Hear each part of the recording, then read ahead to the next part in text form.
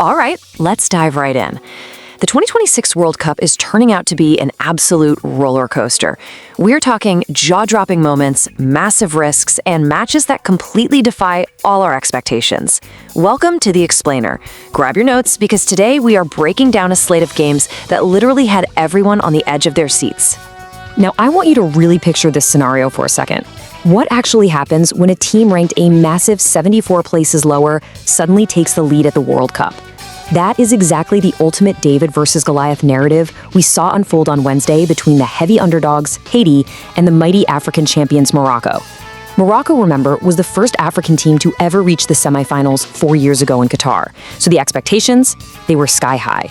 But before we get into the madness of that game, we need to talk about this number right here. 52. That is a heavy, historic number for Haiti. It represents an agonizing 52-year wait between World Cup goals.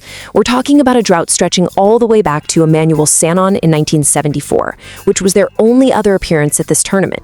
Just imagine generations of fans waiting and hoping just to see the ball hit the back of the net on the world's biggest stage, just one more time. And then, bang, 10th minute magic. Lenny Joseph delivers this incredibly historic, audacious backheeled flick right at the near post. He completely beats world-class goalkeeper Yassine over 5 decades in the making, and it sent absolute shockwaves through the stadium in Atlanta. Haiti, the massive underdogs, were actually leading Morocco. No way, right? From there, it was just pure, breathless chaos. 10th minute, Joseph puts Haiti up. Morocco pushes back hard, and in the 39th minute, Achraf Hakimi forces a tie by bundling a deflected cross over the line. But Haiti, they don't quit. Just 4 minutes later, in the 43rd, Wilson Isidore hits an absolute rocket from outside the box right into the top corner for the lead. And then literally, right before the whistle at 45+1, Ismael Saibari sweeps Hakimi's cross in to tie it right back up.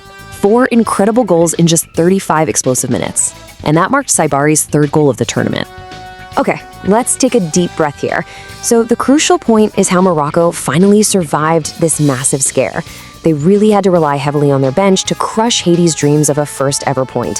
Fast forward to the 78th minute, and substitute Soufiane Rahimi's deflected shot finally puts Morocco ahead 3-2. Then, in the 89th minute, Gessime Yassine kills off the upset completely. Morocco narrowly avoids disaster and walks away with a 4-2 win. So let's look at how the dust settled in Group C. Brazil takes the top spot with 7 points and a +6 goal differential, sealing it up with a commanding 3-0 win over Scotland. Morocco also finishes with 7 points, advancing to the round of 32 in 2nd place.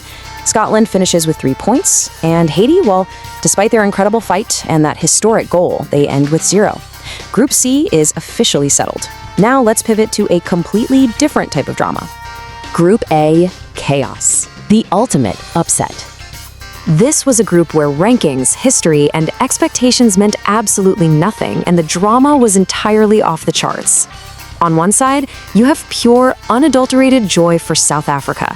Tapela Maseko becomes a national hero for Bafana Bafana, scoring a 1-0 winner that actually secures their first ever knockout stage appearance. But on the flip side, South Korea.